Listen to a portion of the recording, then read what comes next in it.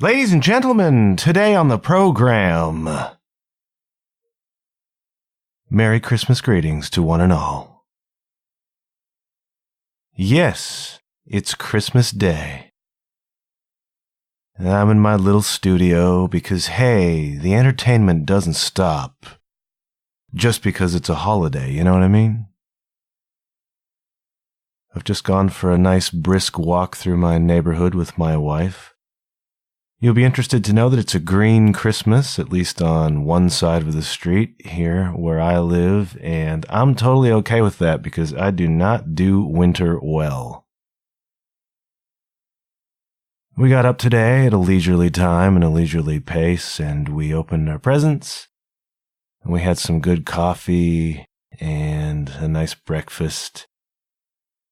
And we watched the kitty cats open their presents, which is always fun. You know, I'm not a parent, kids, but that special feeling that parents get on Christmas Day, on Christmas morning, when they watch the kids come down all excited, and they open the gifts, and it's chaos everywhere. I think I got a little piece of that, you know, because my cats really loved the fake fish and the fake chipmunk with the catnip in them.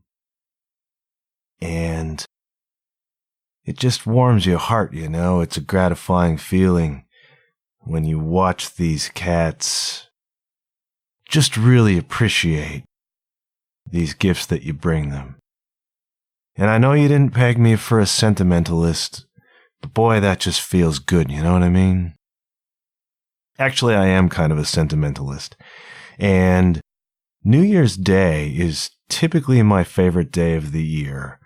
But I also have a soft spot for Christmas, and I have many fond Christmas memories, and I'm making more of them today because this is the first time that it's been Christmas and I have a podcast.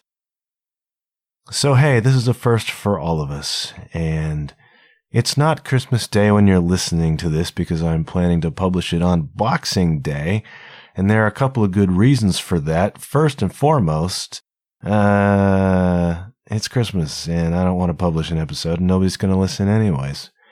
Second thing is Boxing Day is something different because, you know, the Christmas spirit carries over into a day when we can go out shopping again, you know, because we haven't spent the last month doing that.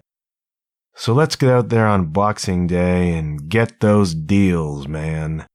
And I'm okay with that. I got no issue with that. Saving money is good. And, you know, if it makes you feel good to go out on Boxing Day and do that, by all means do. And if you need some listening in the car or in the headphones while you're sitting there and your family is wandering around the mall, here's a Roadisode for you. Or maybe you're traveling. A lot of people don't do their family Christmas on Christmas Day. They do it on Boxing Day or the day after. That's what I'm doing. And so maybe you've got a car ride ahead and you'd like something to occupy your time. Well, I have it for you, and it's a Roadisode. Now, if you're new to the program, and if you are, Merry Christmas, welcome, I'm glad you're here.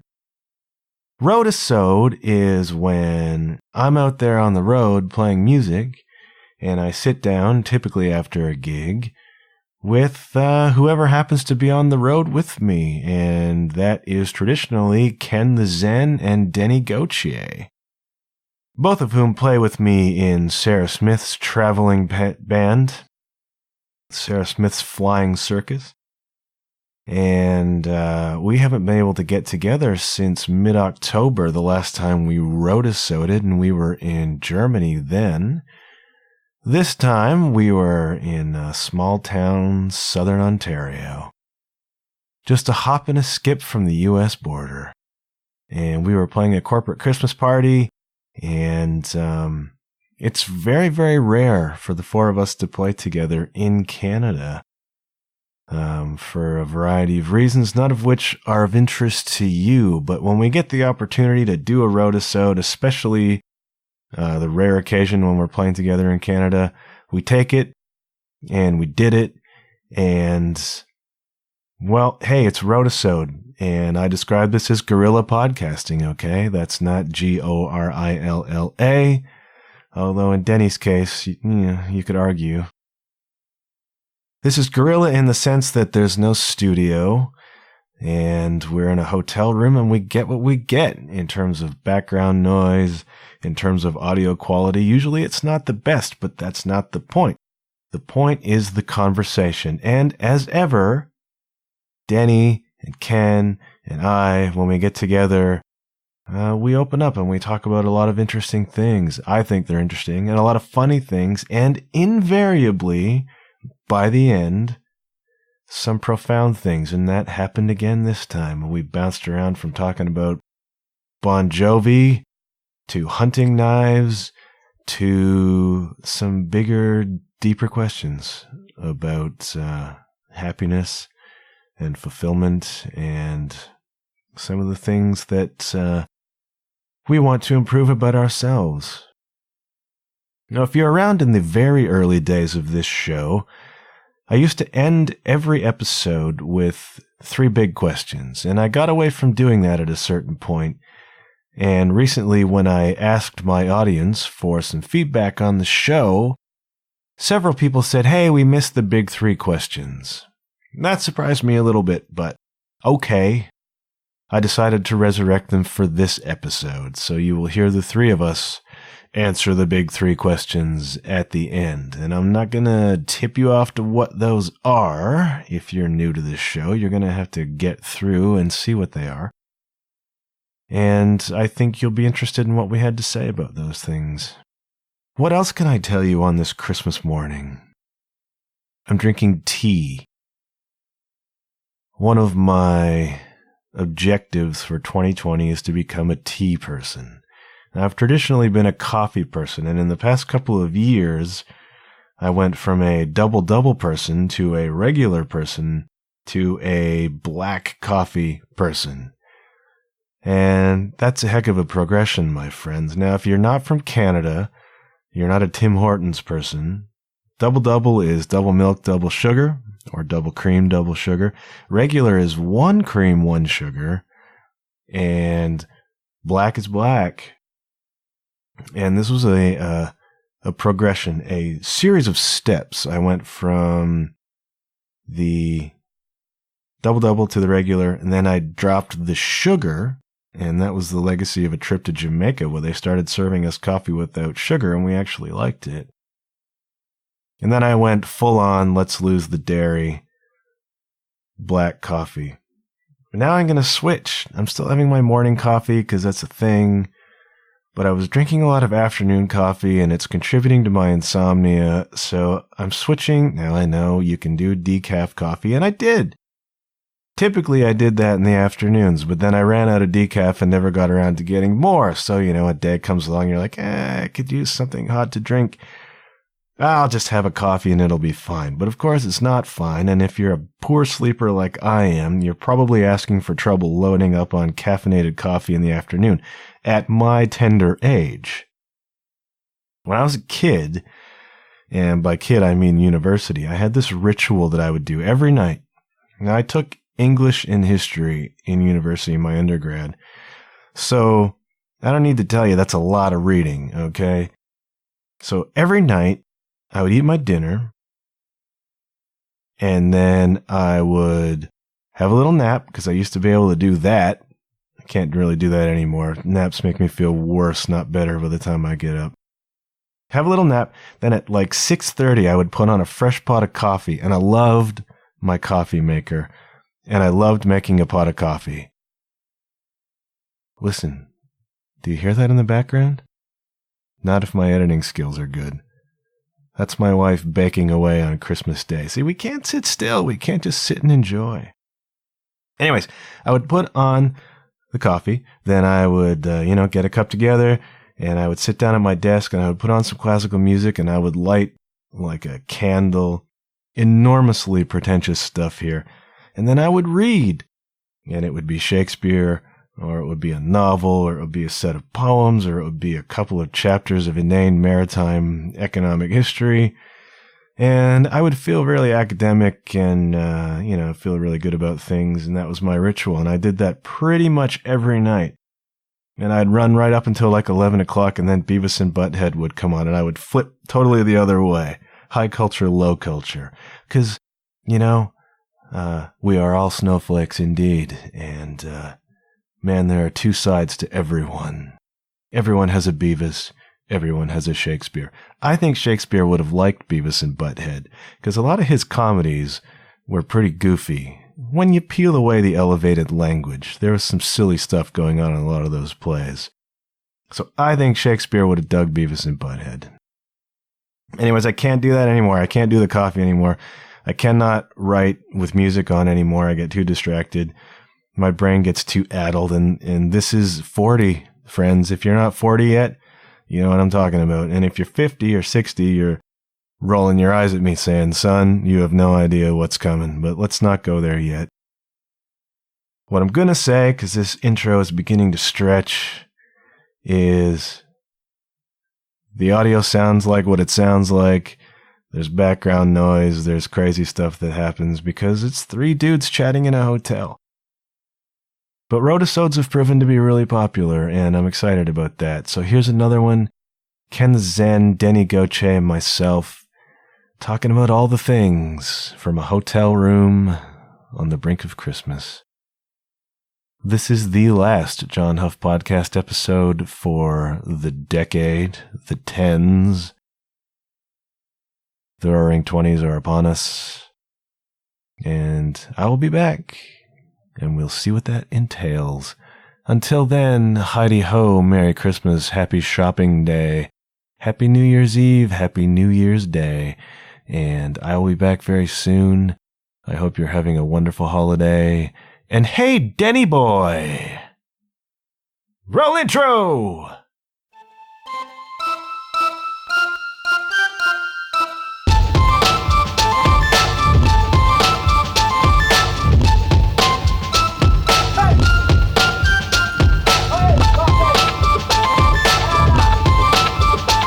Hello! You're listening to the John Huff Podcast. Oh, yay! The last time we gathered in a room together, it was in, I don't know, did we have a room together in the Netherlands? It was on the other side of the world, wasn't it? Yes, Johnny. Yes, it was. On the other side of the world, mate. Wir in Germany having the German wine. I can't talk like that, so I'm going to talk like this. Yeah, Johnny, yeah. Which wine and wolf wine? Where are we right now, gentlemen? Denny boy? Where Newport. No. We're not in Newport. I don't know.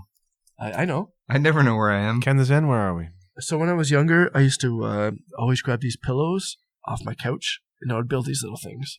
You know what I would build? What? A fort. A tree fort.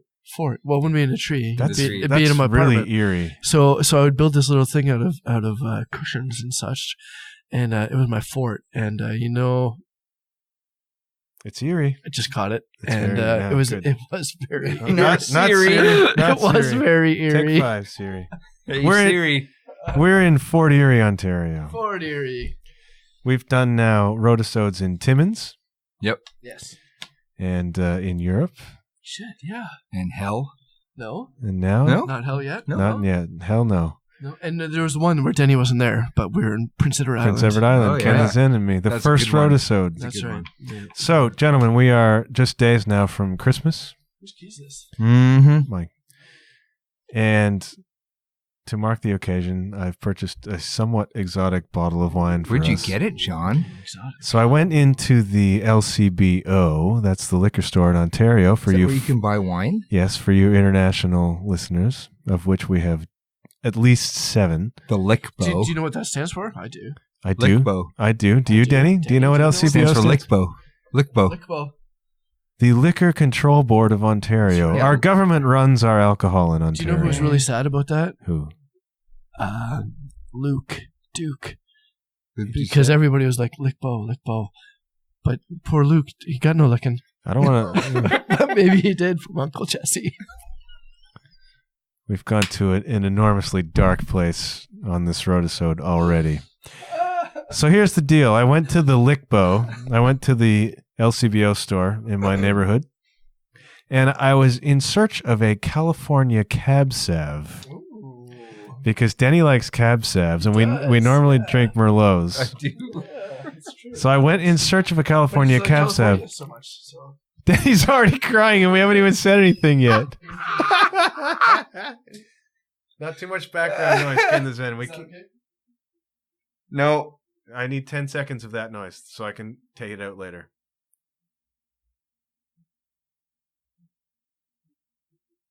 Okay. All right. And when I was at the liquor store to get the California Cab Sav, I ran into an old neighbor of mine, a former neighbor. Katy Perry. Not Katie, but Mr. Rogers. her name is Sherry. Sherry Perry. Sherry, who was my next door neighbor, is an ER nurse with a full sleeve of tattoos, and she raises ball pythons. Oh, my word. She sounds amazing. Sneaky. Right? Yeah. And she had a whole rat operation happening in their garage Come on. to feed all of her snakes. Oh, yeah, it was a scene, man. But they moved, and I hadn't seen them recently, Sherry and Jeff. But we got to talking at the liquor store, and she said there's a wine that I absolutely love. It's a red that she gets on special occasions. It's from Italy. It's a Chianti, and it is Ruffino Riserva Ducale. Just like my mama, she told me. Mamma mia. So this is an exotic bottle of wine. It's a 2016, and you know what's happening right now? I'm doing the guy can't read nearsighted pose, which is it's beginning. No, I can get it, but it's beginning to happen. The first bottle. I'm reading the label now, right? The first bottle of our fabled Riserva Ducale was produced in 1927 by special request of the prestigious Duke of Aosta. Aged for 24 months, still today, Ruffino crafts this wine to exacting standards using grapes from highly sought-after vineyards in the Chianti Classico region of Italia. Oh, okay. So this is a very exotic Italian wine. It's got the black rooster on it, which matters apparently. Well, Really? You know what to say about a black rooster. Oh my. Ken the Zen, be careful. It's almost Christmas. That's Anyways, what they say. I'm going to pour this wine out. We're losing Deni rapid over there. I told you not to have that last one. That's right. Yeah. We've just played a gig. We just played a corporate Christmas party. I told Denny, he's like, hey, Ken, you want to have one more drink?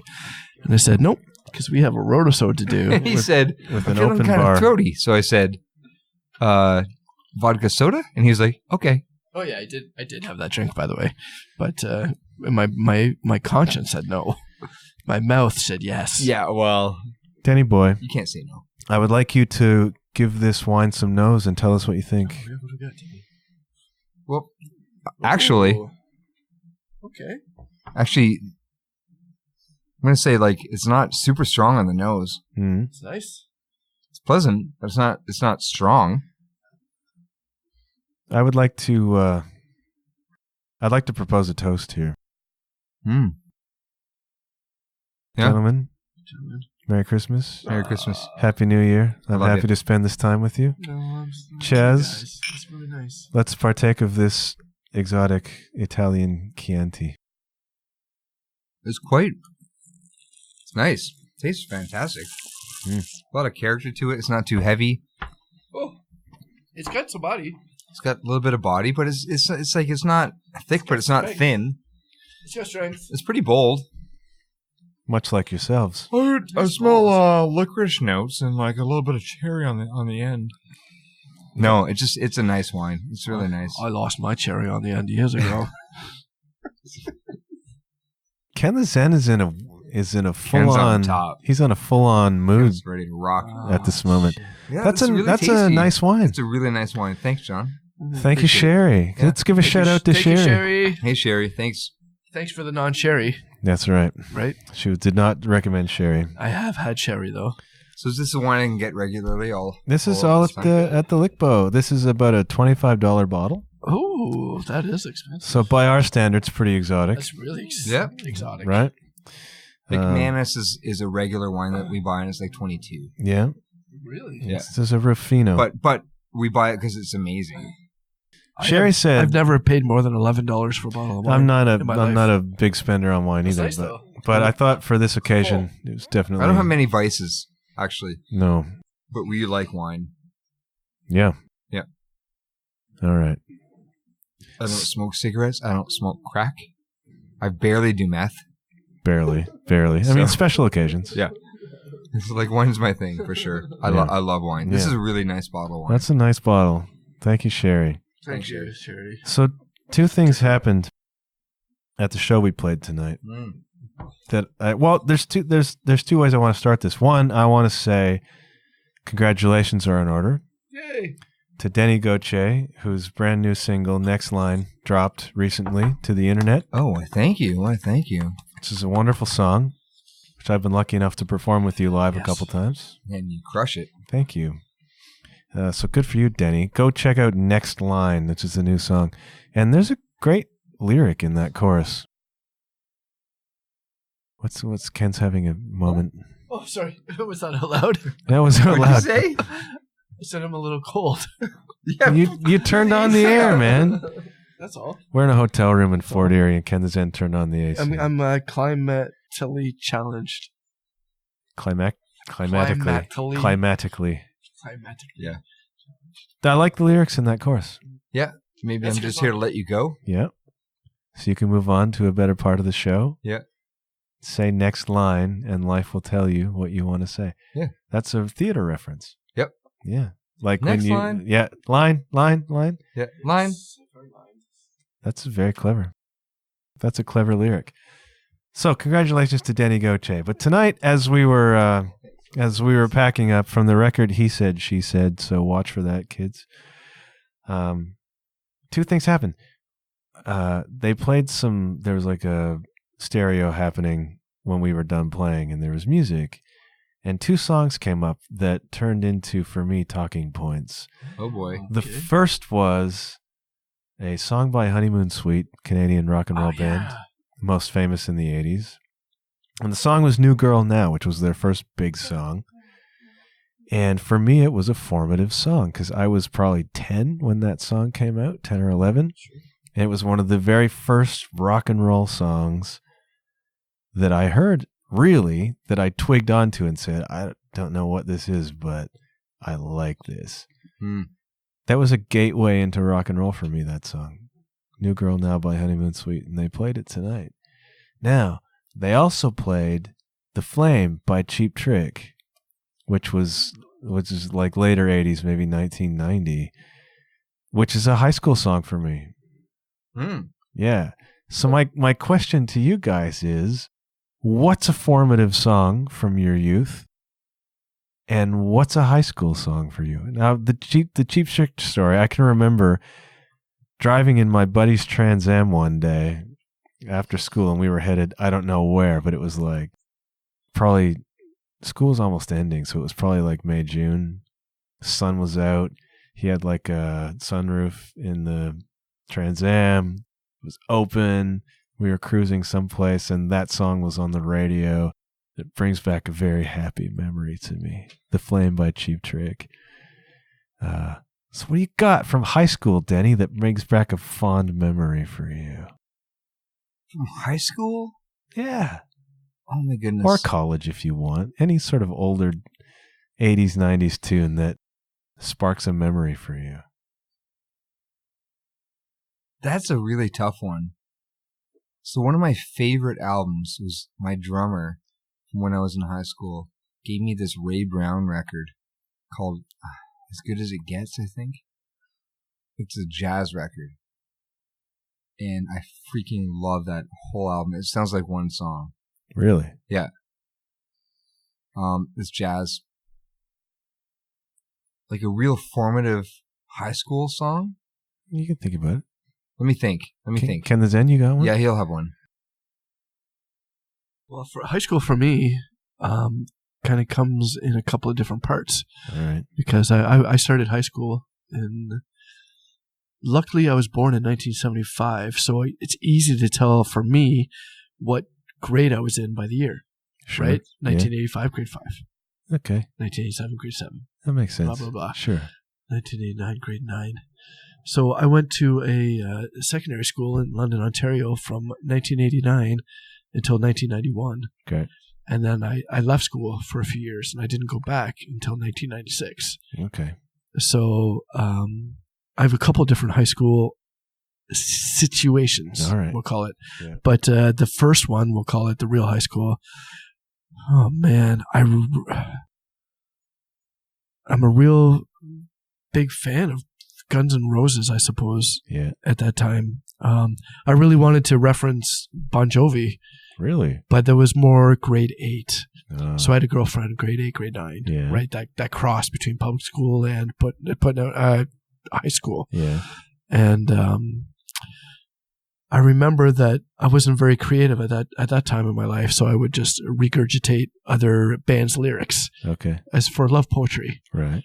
Good so idea. For me and the lady at the time, which I talk about ladies at the time a lot on your podcast. You have a lot of times. I've seemed to realize right now, but nonetheless, was Bon Jovi.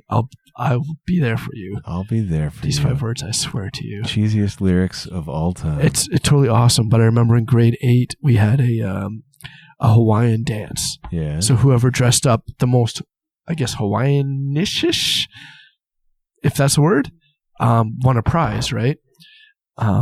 And I can't believe it with the colorblindness that I do until I won that competition. Really? Somehow I did. And at that same competition, Craig Simpson was there. Craig Simpson. The hockey player, Craig Simpson? From the Oilers. Wow. And also the hockey player, Craig McTavish. They were both there? They both went to the same public school that I went to. So there was like the 40th anniversary or whatever. Wow. So anyways, I won the Hawaiian contest. And so what I won from this contest was a piece of pizza. Well, a whole pizza, that is. That's a good prize, yeah. Right. But I really liked this song, I'll Be There For You, by Bon Jovi. My girlfriend really liked it more than I did. So I remember it was a high-end pizza place, which I've never been able to afford. But I remember that I won this contest. I got this pizza from a place that I would never be able to eat to. And I traded it to somebody so that they would give me their Bon Jovi cassette, New Jersey. Oh, yes. So that way I could get the lyrics for I'll Be There For You, so I could write it out as a love letter to my girlfriend at the time. Ken the Zen. So that's the incurable romantic. First high school. Yeah, for me. Yeah, there you go. Okay. You ready for it? All right, hit me, Danny boy. It's kind of a lovey thing, too. As it should be. So I never really loved anybody. Yeah. I'm a bit dead inside. We've already talked about that on this show. Yeah. Still dead. Still dead. One of my favorite bands growing up was the 77s. Right. And Don't This Way had this guitar line that I later on, my brother learned it. He could play it while I played the bass line. And I figured out the solo stuff myself later on. It actually carried through my entire life as being one of the most beautiful, sad songs and possibly one of the most intricate, beautiful guitar solos that of any song that I've ever heard in my life. But back then, it felt to me like because I wasn't super good with the ladies. I actually mostly didn't even know if they liked me or not. You're crushing it now. Yeah, the ladies. Yeah, obviously. Clearly. The girls, I didn't know if they liked me or not. And I literally went through my entire high school career without even knowing what was up. But this song, like, there's a couple girls I kind of like actually, I didn't actually even really like them, but this song reminded me of them in the moment and made me feel sad. So what's the name of the song? Don't This Way by the 77s. Don't This Way. It is a beautiful song. We have to check it out. So now. I toured with the 77s. Right. A couple times. Yeah. And Mike Rowe, the guitar player, who's legitimately one of the greatest guitar players that I can think of, we sat down in the green room one night and he's like, Danny, like, why don't you play more guitar solos? He's like, well, Mike, to be honest with you, I'm not much of a guitar player. He's like, what do you mean? Like, don't you do it for a living? I was like, well, yeah, but I don't like play guitar solos. He's like, oh my goodness, man. It's like, I'm going to teach you some guitar stuff. And he never did, but he offered, and I love him for it. That's it. This is fun, like the weird connections we have, because as you know, our mutual friend Howie Zowie, who's music I talk over at the end of every episode, was a tour manager and guitar tech for the 77s for a long, long time, and for Cheap Trick for a long, long time. So And a bunch of other really big bands. well, Pat Benatar and like a lot of big bands. But we've already talked about Cheap Trick having a formative effect on me. The 77s on you. So where's Bon Jovi, Howie? I don't think Howie needs to tech. You don't want a tune for Richie Sambora? Is that what it is? Richie's not in the band anymore. But he was at that time. He was at that time. And a lot of people said he was a better singer than John Bon Jovi. In my opinion, there's no question. Richie Sambora Really? is the magic of Bon Jovi. Interesting. No question. Well, doesn't he still sing all the Bon Jovi stuff? I don't know what he does now. Doesn't he play with Bon Jovi still? Like somebody actually sings Bon Jovi's leads now. No, he doesn't. No, Richie Sambora is not with Bon Jovi anymore. Oh. Phil X is. Phil X or John Five? Phil X? Phil X. Phil X from Yeah. Ontario. Yeah. He's took Richie's spot. Yeah, John's having trouble vocally these days. I think he had trouble those days too. Really? Do you think it was tracks? Well, they were injecting like steroids into his. I think the rumor is that the keyboard player took all of his parts. Really? It's the rumor. I'm not in the band. I wouldn't be surprised. Keyboard player took all the big notes. The high notes? Although I did see this video of him like all gray-haired singing at someone's wedding. It was awesome.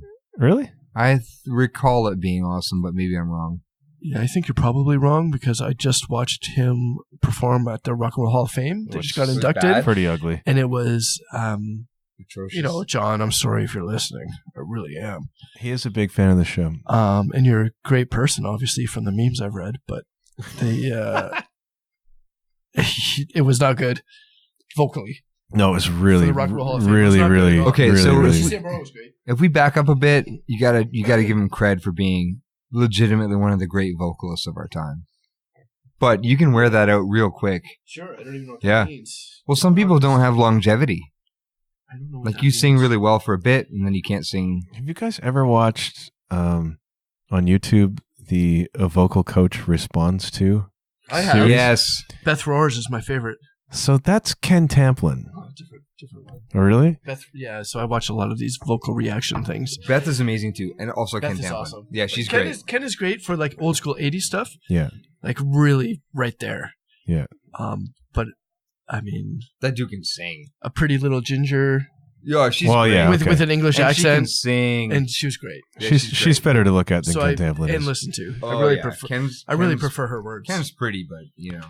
So do you get who Ken Tamplin is? Oh yeah, Right. yeah. Ken Tamplin in the 80s was the frontman for a Christian hair metal band Yep. called Shout. Yep. And so that's what's funny about this, because we've talked about Christian music of the 80s. So Ken Tamplin was like an 80s Christian rock star briefly for a couple records.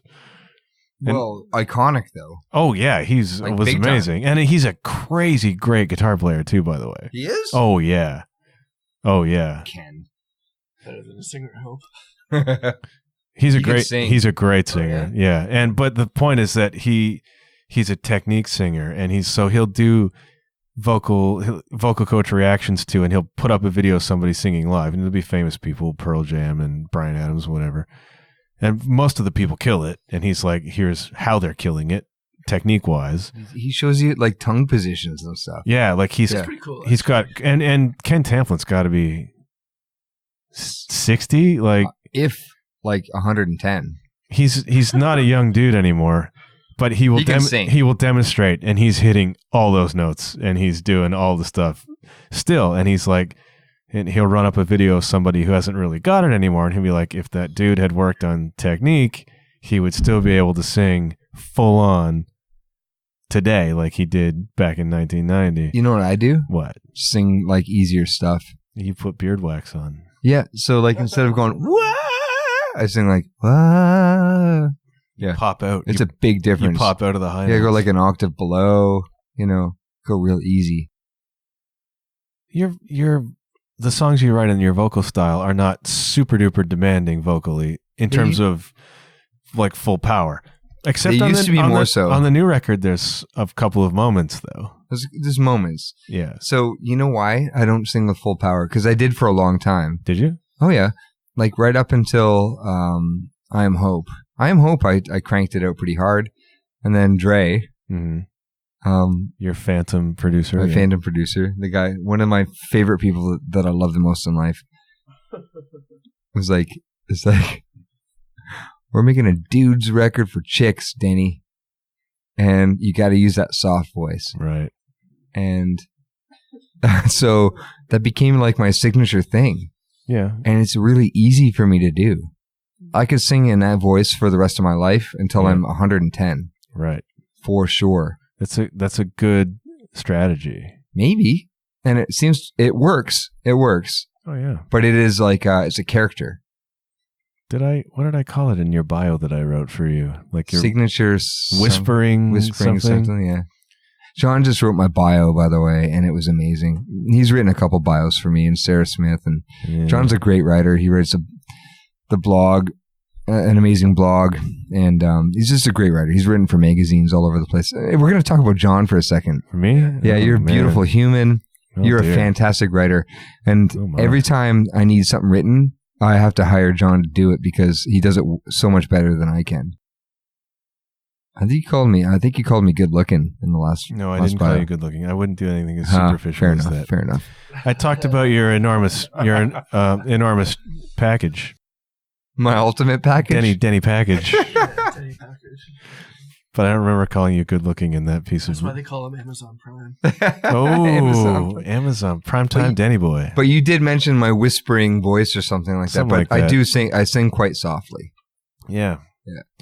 It's a good strategy. It's like the strategy Kiss has visually. It's like if we wear this makeup, we can get as old as we want, but we can always look like it's 1975. 100%. Ghost does the same thing. Yep. No matter how old they get, they can always look young like they're ghosts. I'll tell you too, that strategy works for me because I can always sing most of my songs, even if I'm sick. Right. Because they're easy. Yeah. They're not that vocally demanding. But for me. But they work. They work. That's the thing. Yep. It still has to work. Has to work. Has to have a thing. But like it's a character voice in a way. Is it? Yeah. Well, kind of, yeah. Yeah. Yeah. Deni Fat Hands.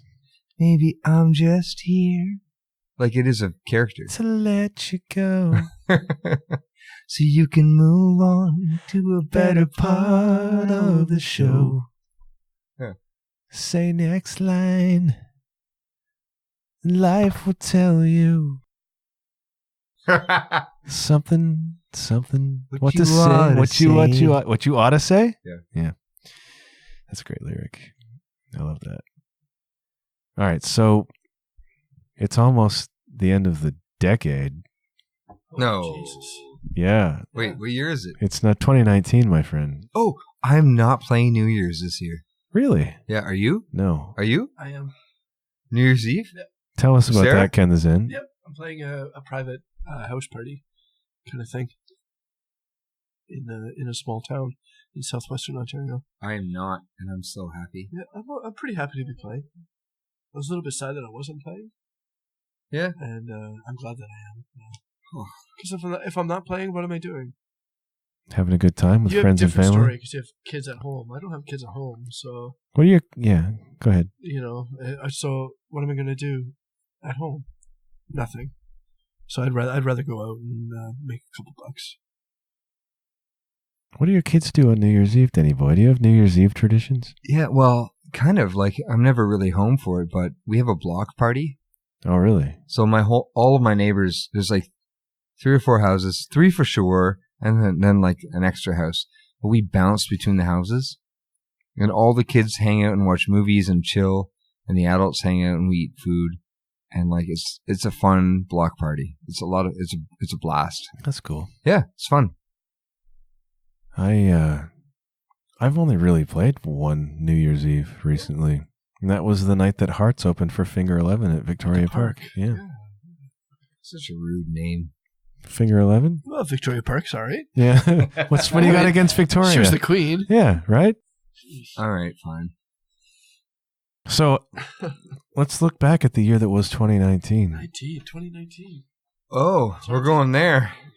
All right. A year in review. What was the highlight of your year, Deni boy? Dennis Gauthier? My year? What's the highlight of your year? Oh, this was a crazy year for me. I Yeah? played more shows than ever. I produced more records. I produced a record for Linda McRae from Spirit of the West, Yeah. and it's like charting all over the place. I don't know. I feel like musically, it was a good year. It means almost nothing, but it was a great year for me. That's Yeah. it. Do you feel like you're heading in a direction here, Denny? Do you feel like you have momentum? I feel like I have music, Yeah. and I'm more musical than ever, which doesn't count for much. But all your other side business stuff is banging too, right? Yeah, so my label kind of took off, and I was able to employ somebody to take care of all the T-shirts and duplication and everything. It was just great because it feeds the family. So, If that somebody's an employee, you may have a workplace harassment situation on your hands. yeah, I agree. So it's touch and go. Oh yeah, touch and go out to the next show. Oh yeah. It's one of those things. Yeah, so it's going really well. I don't know. We're making rude remarks about Denny's wife. Yeah. Yeah, she's better than me at almost everything. Yeah, I can attest to that. Yeah, 100%. She's super good at. She's a Photoshop whiz. She's really administrative. Like, I don't know. She's amazing. Yeah. Kenneth, and I'm going to take a wild stab at what the highlight of your year was. Oh, I'm going to bet that you are wrong, but I will listen and I'll give you my full attention. This would be on your list. Your granddaughter. Oh shit! Now you make me. She's so cute. Forgot that he had one. You make me feel like a jerk. But yes, of course, my granddaughter. I want to pick her up and hold her. So Eleanor was born in August this year, and but I was going to say that the most monumental thing for me, although that's really good, is my daughter going to university. Oh, interesting. Is what I was going to pick. But you were right on with the family. For sure. I'm definitely a family guy. You are, for sure. But not like, hey, where's the car and the chatter? Not that kind of family guy. This family guy. Giggity. Yeah, so my daughter was turned into an adult this year somehow. And she moved away to Ottawa for university, and I'm super proud of her. And of course, I'm proud of my son and having a beautiful granddaughter as well, of course. It's been a good year for family, that kind of family for sure. It's probably been a good year for Family Guy too. Maybe. I haven't watched any new Family Guys in a long time. Either. Ever since the Stewie trapped in a I don't know, if like a jail cell type thing, but they were trapped anyways, and then he had to eat Brian's poop. Droppings? Poop, let's say. His droppings. And that was one of the weirdest things I've ever seen in Family Guy. I think it was like 4 or 5 years ago, and That's saying a I lot. haven't seen anything new since then. But that was quite the scene, man. I bet it was. I'm not gonna lie, that was what an episode. Wow. Was that the end of it for you? I don't know if it was the end of it, but it was the end of that and the starting of something different. It went to a place where I thought only I could go. You and Seth MacFarlane probably have a lot in common. Probably, except for he makes money. There's that. Yeah. The chicken fights. Have you seen seen the episodes with the chicken fights? Tons, Have you, Denny? Tons. I like Family Guy. I do. Family Guy's hilarious. No. You haven't watched a lot of Family Guy, No. have you? Family Guy's great. Family Guy is so funny. It definitely makes me laugh. I saw the one where they were like post-apocalyptic, and they found a Twinkie factory or something. They were living off Twinkies for a while. I don't know. That was funny. Oh man, Twinkies. I don't remember the context of the chicken fights, but Peter has this nemesis who is a giant chicken. Yeah. And They fight hard. they fight hard, and it will take 10 minutes. And they'll fight all through a neighborhood and onto an airplane, and they'll crash the airplane, and they'll come out of the wreckage still fighting. Like it's bananas. That's awesome. It's so I would love weird. to do that. Oh, you would. You like to fight things. Well, I haven't fought in a long time, I know you haven't. but I want to. I know you want to. Yeah. What are you? Chicken? Yep. And I think that's the joke in Family Guy, right? is that they're fighting and they're fighting and they're fighting, but really he's chicken? Is that the joke? I don't know. I don't know what the joke is. I think the joke is the fight obviously, itself. The joke is the fight. Like longevity is the joke. Is it? That it never ends. The joke is definitely not the fight. They're just fighting. But the fact that it just continues and continues and continues, I think is the joke. Right? There are like 3 of these fights. It happens all the time. Yeah. Well, like There's once every always a few chicken. years. But it's always It's the same chicken. the same chicken. Yeah. I don't know. This one time, I'm not going to lie to you guys. I like to dress up as a girl sometimes. And when I do, I'm a chicken. You are a chicken. Ken!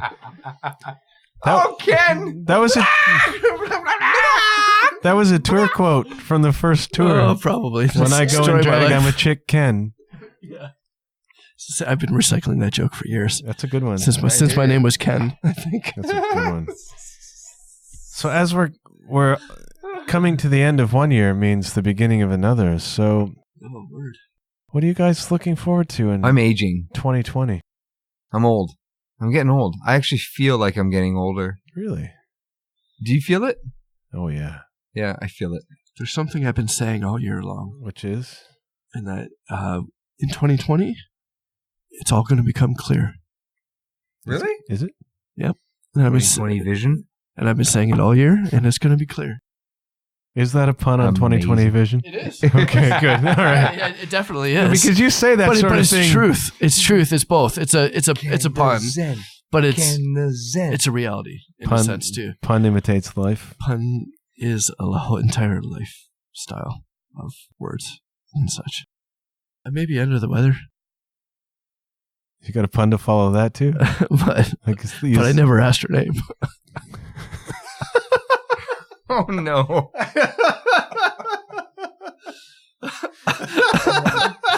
I don't even know what that means. Ken.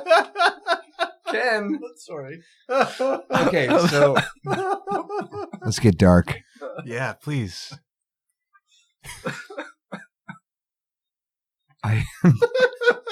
Ken. Sorry.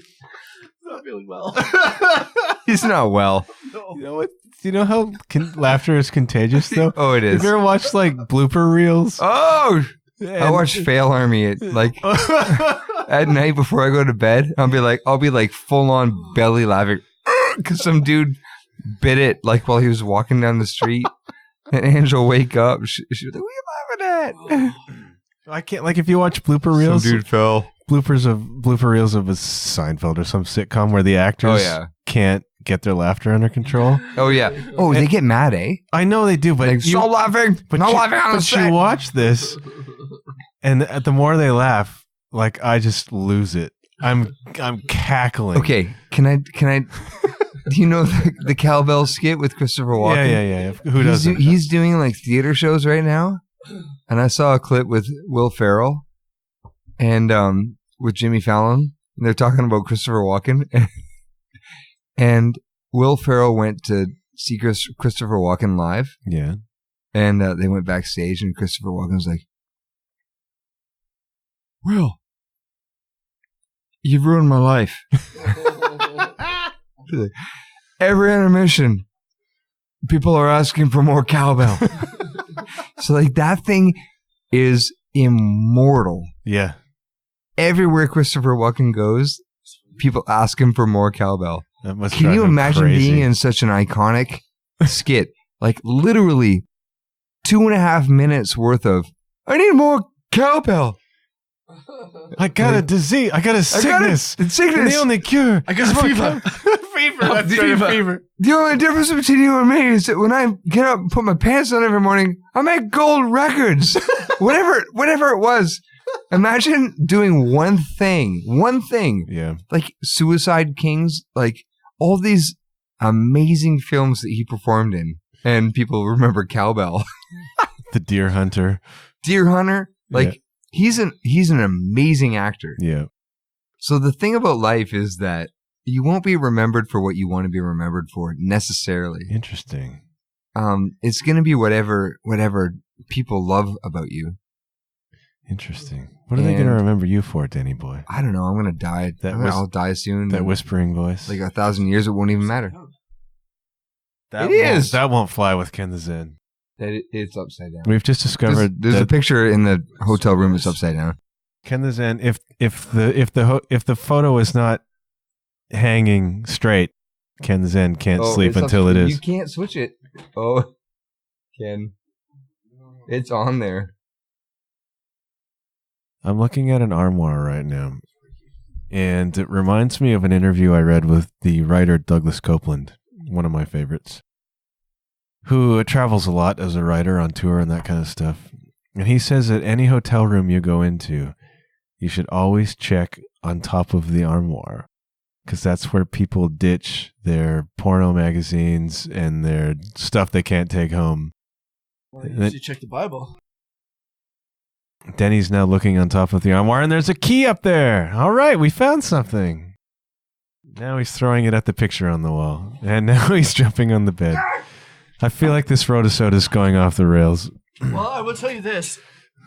So I have a habit. I travel on the road for your gentle listeners quite often. Very good. That's a nice reference. Thank you. And so what I do, my particular routine is when I enter any hotel room, is I like to check every drawer and see what's going on and all that kind of stuff. In case somebody forgot something, I do. And so I've already scoped this room out before you gentlemen arrived. Yeah. And if you open up my TV cabinet, alas, there will be no TV. There's no TV. No. So I have an empty TV cabinet and I have no TV. You have to use your imagination. However, there's a pair of socks.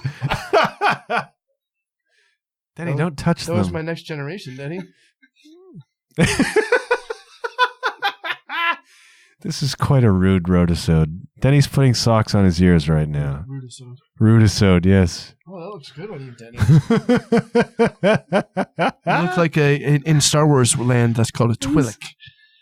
And that's what you look like, or a Twi'lek, depending how you say I things. don't care what you think. My ears are warm. This is quality entertainment. What? This is quality. Whose socks are these?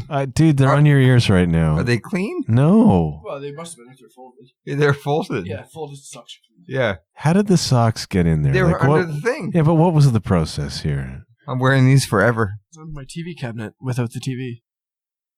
No, Danny's out. I'm out. Danny's out. So look, 2020 is coming. Let's do this. Yeah, the socks are weird. Let's do this. So in the early episodes of this program, I used to end the show with 3 questions that I would ask every guest. And I got away from doing that.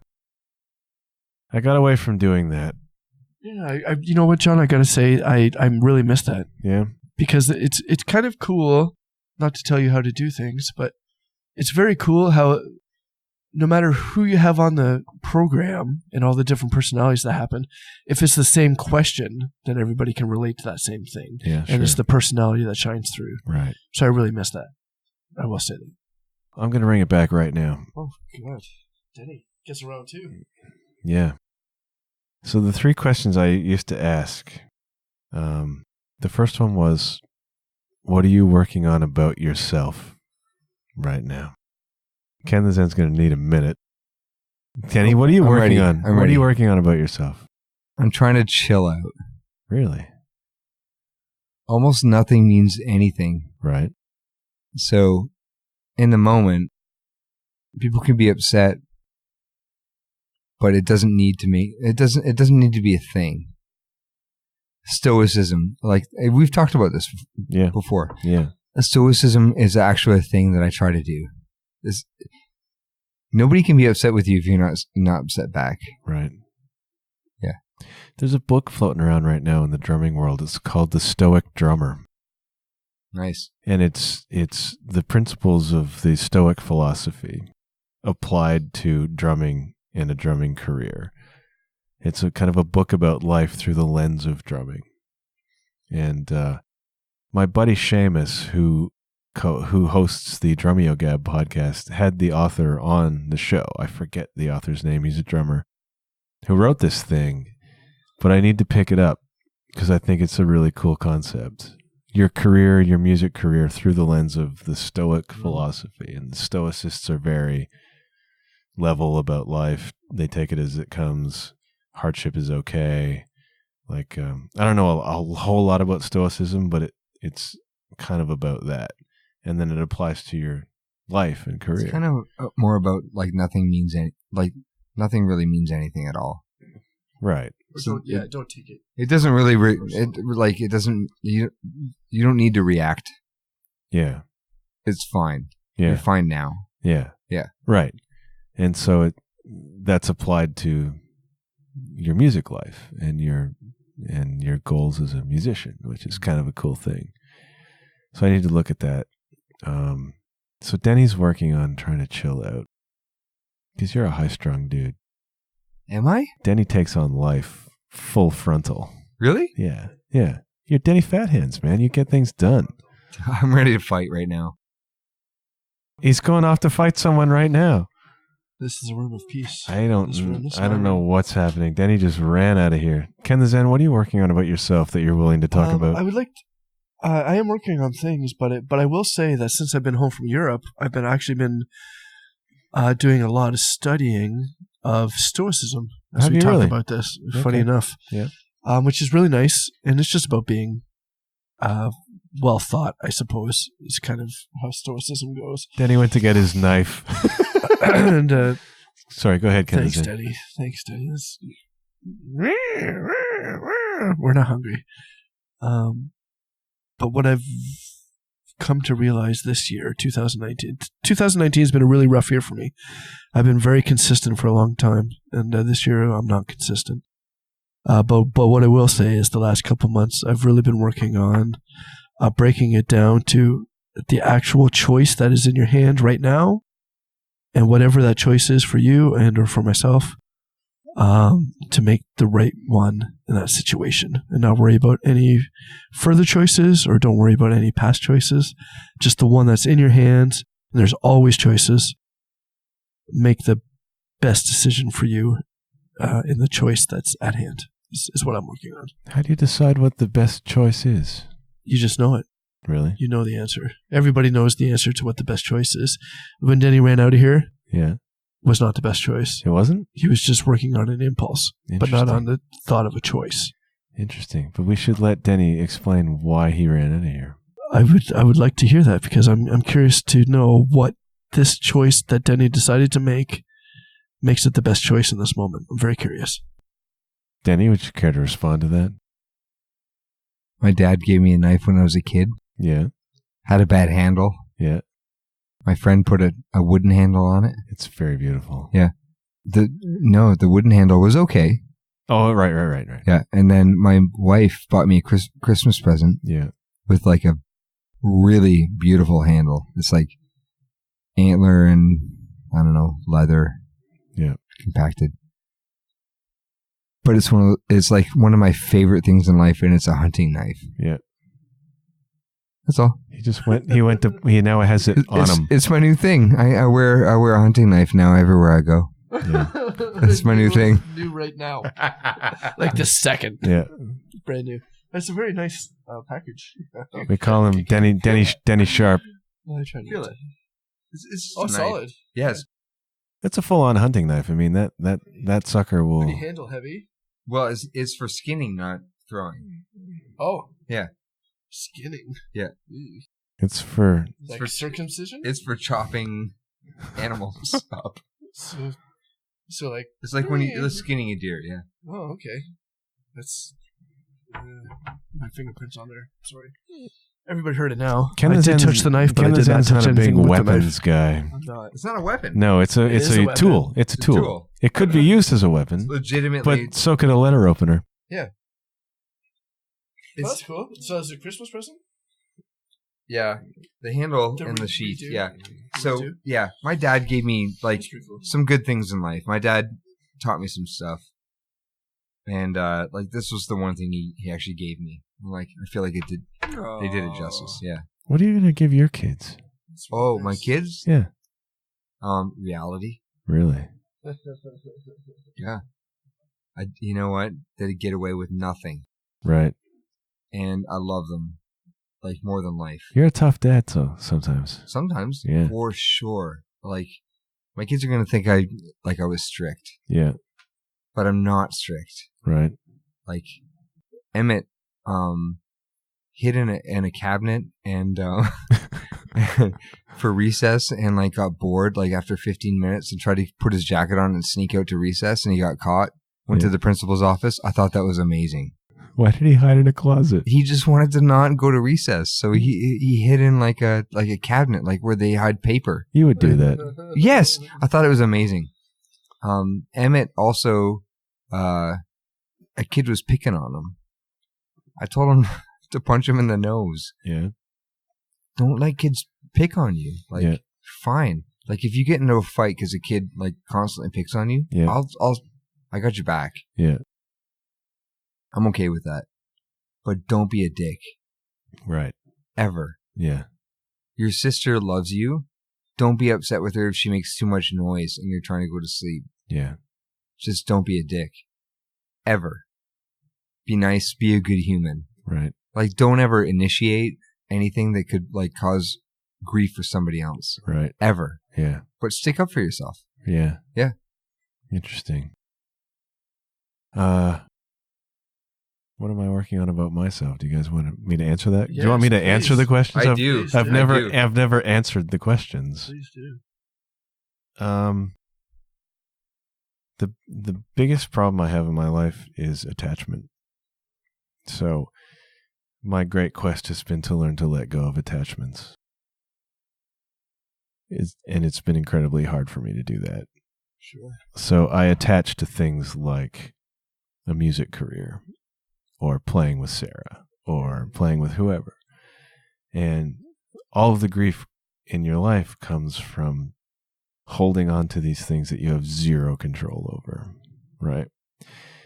And so my great quest has been to learn to let go of those things and let life, this concept of letting life happen instead of forcing life to happen. It's a fine line, and I'm not very good at it, but it's more of a Taoist approach to life. So that's one thing. And the other side of that is learning to let go of ego. So they're two sides of the same coin, ego and attachment. And so this year I've struggled at times with, like, I've had dark times. In fact, I've just come through one. A dark period of thinking, negative thinking, and it's all wrapped up in attachments to things, you know. So I'm trying to learn to let go of things and believe in myself a little bit more, but that's what I'm working on about myself. So many people believe in you. It's crazy. That's really like we all really love sweet. you so much. That's really sweet, and I appreciate that, and it matters. It really does. But the grief in my life is getting hung up on attachments and ego gratification. And You'll be a Buddhist one day. Well, I already am in a sense. Buddhist one day. Philosophically, I am, but the practice is harder. You know, Yes. it's much harder. So I'm working on that about myself. I have to lend you my Buddha Secrets book. Yeah? It's my favorite book Yeah? of all time. Cool. I take it with me everywhere I go. Yeah. I mean, the Tao Te Ching is the spiritual text that has most influenced my life. Despite all the years I was force-fed the Bible, which has its good points too, but the Tao Te Ching really speaks to me.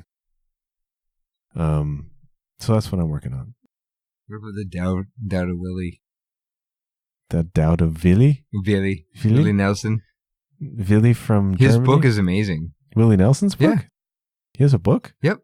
I didn't know that. It's fantastic. What is it? Like an autobiography? No, it's the Tao of Willie. The Tao of Willie. Yes. Yeah. So, okay, so... I have the Tao of Pooh. Right. That I do know have of. That I know of, yeah. Pooh Bear. Winnie the Pooh. I'm a not- Dudeist Yeah, priest, Winnie by the the Pooh. way. A Dudeist priest? I'm 100% registered. I can marry people Like in the the States. dude? Yes, I'm a dude. You can marry people with a Yes, I have a card. Dudeist I have a license? certificate. Like I can marry people. The dude abides, Deni. 100%. The Abide Guide was an important thing. So we hang out with this other couple, my buddy Rick, and I love him so much, and his wife. And we started doing this thing, and we call it like the Abidal study. I love it. And So we would read parts of the Abide Guide, which was pretty amazing. But then we switched to the Tao of Willie. Yeah. Because it's legit good. I have to check it out. And it's like, he talks about like remember when like the IRS came at him for like millions of dollars? Yeah. He's like, it talks about that and how he dealt with it. Yeah. Talks about like the fire on his house fire, like saved the horses, and he ran in and like saved all his weed. Like he's like legit. That's a great book. Like there's a lot of lessons to learn in that. All right. But abiding. That's the Deni Gauthier book club recommendation for the month. I've never heard of that. The Tao It's of good. Willie. I've never heard of it. It's either. really good. Ken the Zen's a big Willie I am a fan. big Willie. You'll love it, dude. You will love it. So we started reading. Ange would read that book. We'd hang out on our front porch. She'd read it like chapter at a time for like weeks on end until we finished the book. It was fantastic. I'm very impressed. You should do it. The Abidal study. Do Abidal studies. Grab some people you love and read a book together. All of you guys will do that. I would love that. All right. Okay. Next question that I always asked everybody in the early days of the show. Technically, these are probably still the early days of the show, but the very early days. Yeah. The second question was, what are you most excited about right now? Deni Gauthier, what are you most excited about right now? Music. Really? Yeah. Yep. That makes a certain amount of sense. One more album. One more album. If I never do another one, I'm happy about this one. Really? Yep. Tell me why. He said, she said. I don't know. It's like another concept album. It's more, I don't know. It's like indie rock, kind of like, I like the vibe. It has a great vibe. Yeah, I think it's a good record. If only my people ever hear it, so be it. It might expand. I don't know. But I'm excited about it. That's great. Yeah, some good singles. I don't know. But like, you know, as an artist, like you have to be excited about your own work. I would hope so, yeah. Yeah. And that's it for me. Wonderful. Ken the Zen, what are you most excited about right now? Feeling better. Yeah. So I'm Ken the excited Zen's a little about. under the weather right now. I'm feeling better. Yes, of course. I do have a cold right now. But I mean it in a grander sense. Just feeling better about everything is what I'm really working on. It's been a pretty dark year for me. May on has been pretty rough, and the last couple of weeks I'm finally starting to be excited to be alive and all that kind of stuff. So I'm hoping to grow that into a better 2020. And like I say, everything will be clear in 2020.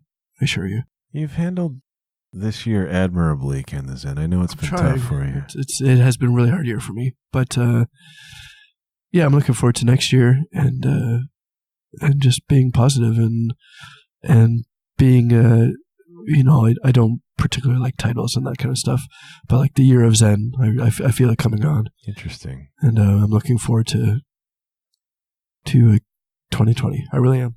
Okay, I'm glad to hear it. 2019 for me, I labeled in January, I labeled it the year of faith. And I failed miserably at the year of faith. Deni's showing us his Faith, Hope, Love tattoo, which is get us talking about King's X again. There was a guy who posted this week, any drummers out there into King's X, hit me up. Come on. Yeah, seriously. Dale Ann Brendan, my great mentor, tipped me off to that, and I messaged the guy. Now, I can't play a lot of King's X music, but I was willing to at least put my name in and talk to the guy about what he was after. He was in Toronto, and he was putting together a King's X tribute, kind of on the side from his other musical stuff. And he wanted somebody in Toronto, so that ruled me out. But keep the faith. Keep the faith, hope, love. I'm trying to come up with a good answer to what I'm most excited about, and I don't have one. The most important of these is? Love. Yeah. Yeah. That's what it says. If you believe that sectarian claptrap.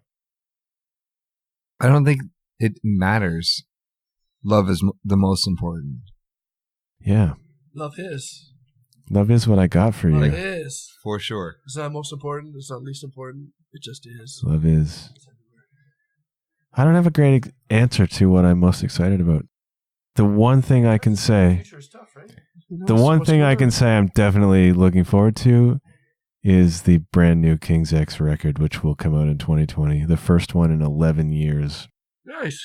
Okay. So I'm super, and will likely be the last King's X record. So Pearl Jam, perhaps. 2020 as well. Pearl Jam too. It's been 7 years. Tom York dropped a new album this year, There you go. and it is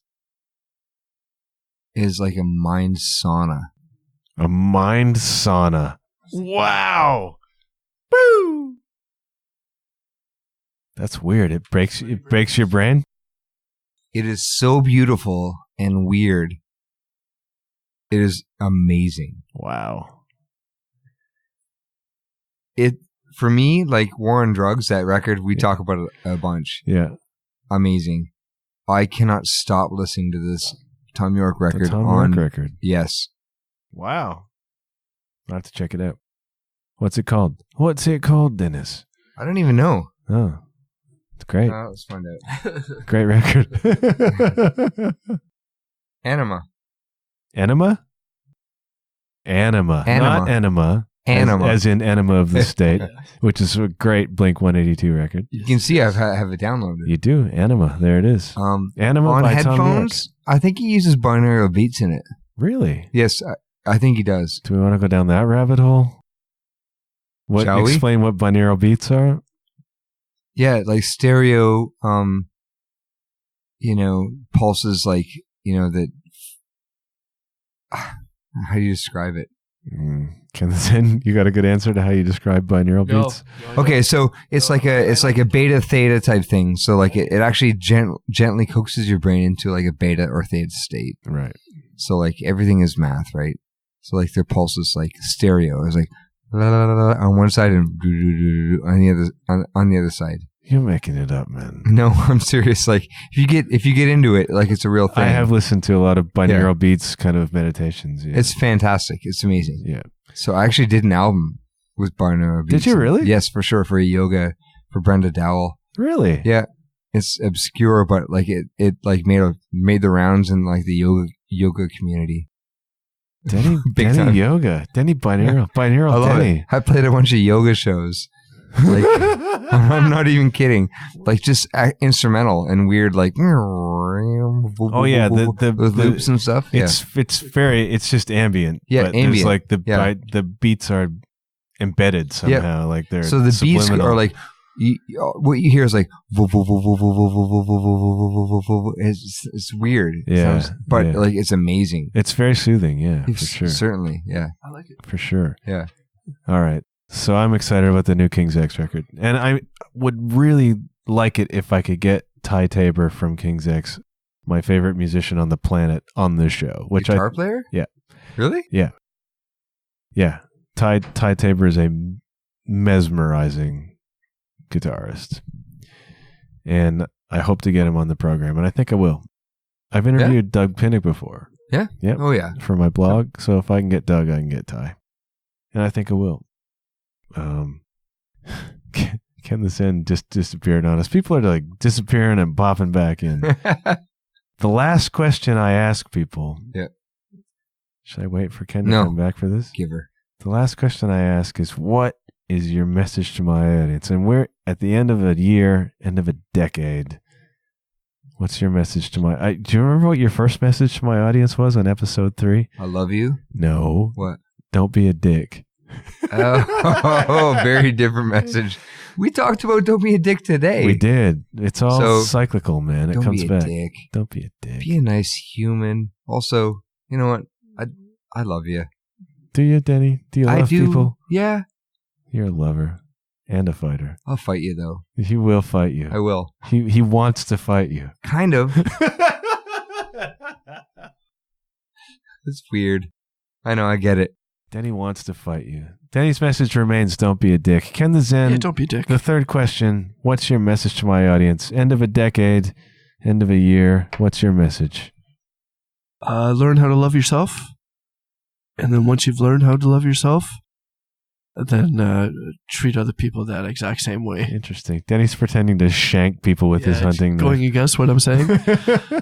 but yeah. It's Deni.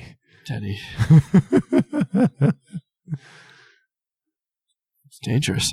Yeah, exactly. Just love. Love, love, love is the answer, always. Always, just like John Lennon said. My message should be no surprise to my audience at this point. Good things happen when you put yourself out there. And I'm going to do an episode early in the new year where I talk about that a little bit. Nice. Gentlemen, it's time to shut this down. I want to thank you for being such a big part of this podcast. Not just this episode, but the whole podcast. Thank you so much. This is the end of the John Huff Podcast. No, it's not. He already said he's doing a new one in the new year about what it means. Yeah. What do you say? Well, but you guys have been huge supporters, and you've all appeared multiple times, and I appreciate you doing that. Thank you. Love you, buddy. I love you, and I love the show, and this is great. All right. Honestly. Thank love you. it. Oh, I'm actually a huge fan. Thank you. Yeah. Thank you. I appreciate it.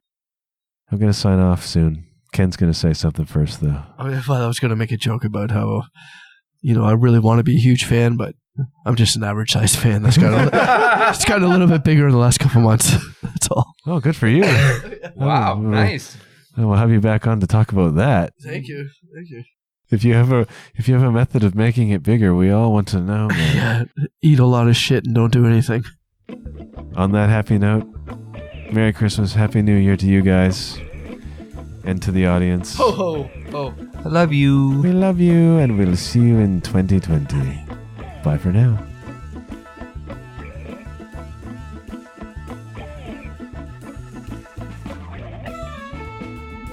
Thank you once again, gentle listener, for checking in today's show.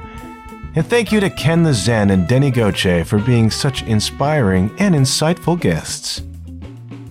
If you want to know more about those guys and the rest of my guests, go to www.john-huff.com. That's JOHN-HUFF.com. You can also find the show on Facebook at The John Huff Podcast. If you're an Instagram person, you can find me at JW_Huff. No matter where you listen to the show, please do me a big favor and leave a rating and review, preferably a positive one. And if you could also hit that little subscribe button, that would help me very much. That's all the time we have for this decade, but I'll be back at the turn of the calendar. Until then, keep your wits about you, and remember, good things happen when you put yourself out there. Bye for now.